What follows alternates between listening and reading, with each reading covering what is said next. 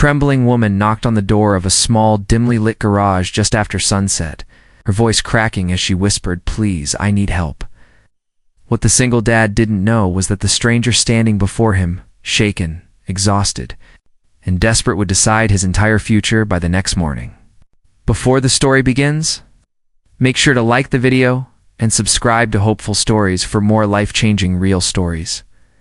Daniel worked late most nights, the tools in his small-town garage echoing the steady rhythm of a life he never planned, but fiercely protected.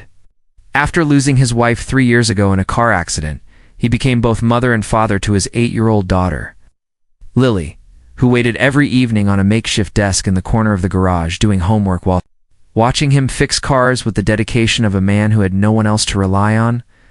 Money was tight, bills piled up, and tomorrow loomed heavy, a court hearing for an overdue loan he simply could not pay.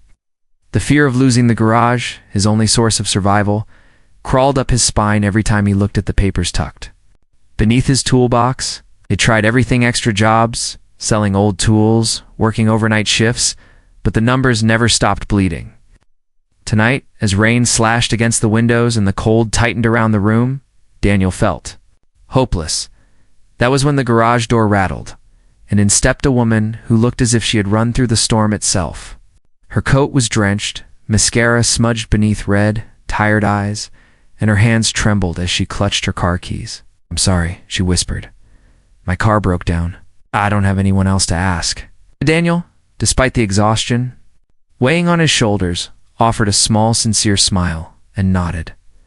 "Let me take a look." As he inspected her car under the flickering lights, he learned her name was Claire. And although she avoided giving details, her voice wavered in a way he recognized someone carrying more than just a broken engine. Daniel couldn't bring himself to charge her, not after seeing the fear behind her eyes that reminded him so much of his own struggles. When she protested, he shook his head gently. "You needed help. That's enough." Claire's eyes shimmered, as if she couldn't believe that kindness still existed at this hour, on this night, in this place. She watched him finish the repair, his hands cold, his shirt damp from leaning into the storm-soaked engine. When the job was done, he simply wiped his hands on an old rag. "You're good to go," he said. Claire stared at him, stunned. "You fixed my car? For free?" Daniel nodded shyly, glancing at Lily, who sat yawning on her chair. Some nights, helping someone else is the only thing that makes sense. Claire swallowed hard, something shifting in her expression, gratitude mixed with guilt and something he couldn't decipher. She stepped closer, hesitating before saying, "I really don't know how to thank you." Daniel smiled softly. "Just get home safe." She lingered for another moment, watching the quiet interaction between him and Lily, the way he tucked her hair behind her ear, the gentle comfort in his voice before whispering, almost to herself, "You have no idea what you may have just done." But Daniel didn't ask. He simply waved as she drove away into the rainy night, unaware that tomorrow, when he stepped into the courtroom for the biggest fight of his life, he would be staring directly into the eyes of the woman whose car he had fixed for free now. Dressed in the robes of the judge presiding over his case, morning arrived with a bitter chill. And Daniel's hands shook as he buttoned his worn-out shirt, wishing for once that life had given him just a little more time. Lily hugged him tightly, telling him everything would be okay, and he forced a smile, hiding the dread simmering in his chest.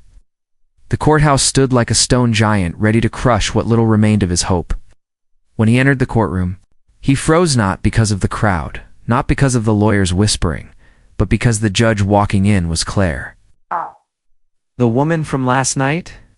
Her gaze flickered instantly toward him, recognition flashing through her eyes, followed by an emotion he couldn't place: shock, guilt, maybe even gratitude. Daniel felt his knees weaken, didn't know whether this was fate punishing him or rewarding him. As the case began, the lawyer on the other side pushed hard, demanding the garage be repossessed due to Daniel's inability to meet payments. Daniel stood silently, hands clenched together, knowing he had nothing new to say. Nothing to offer, nothing to defend himself with except the truth. When Claire asked him to speak, her voice steady, but softer than any judge's he had heard, he stepped forward. "Your Honor, I've tried everything. I'm raising my daughter alone. This garage is all we have. I know that doesn't change the law, but I'm doing my best." His voice cracked, the vulnerability gripping the room. Claire's eyes glistened, though she blinked quickly, maintaining her composure. She remembered the man in the rain-soaked garage, the father gently caring for his daughter, the kindness he offered without expecting anything. She cleared her throat, then asked questions not commonly asked about his daughter. His efforts to repay the loan, the extra night shifts he took. The opposing lawyer objected repeatedly, but Claire overruled each one, insisting on understanding the human reality of the case. Her tone was calm but firm, a quiet fire in her words. Finally, after a tense silence, Claire leaned back, in her chair, her decision ready. Considering the circumstances, the efforts made, and the hardships faced, she paused, her eyes meeting Daniel's. The court grants an extension and rejects immediate repossession. Gasps rippled through the room. Daniel's mouth fell open. It hoped for mercy, but this was life being handed back to him. The judge wasn't done. She added a note, instructing the state assistance program to support Daniel's business temporarily until he stabilized. When the gavel struck, Daniel felt his chest finally rise with a breath he had been holding for months. As the courtroom emptied, Claire stepped down from the bench and approached him quietly. "You helped me last night, when you didn't have to," she said, her voice warm, steady, almost relieved. "You reminded me of the kind of person I want to be on and off this bench." Tears welled in Daniel's eyes as he whispered, "Thank you. I didn't even know." Claire gave him a small, heartfelt smile. Good people rarely do. Daniel left the courthouse, Lily running into his arms with pure joy. He looked up at the sky with gratitude heavier than rain. A simple act of kindness had rewritten the hardest chapter of his life, and somewhere behind him, Claire watched from a window, quietly thankful for the night fate brought their stories together. If this story touched your heart, don't forget to like the video and subscribe to Hopeful Stories for more powerful, emotional, real-life stories.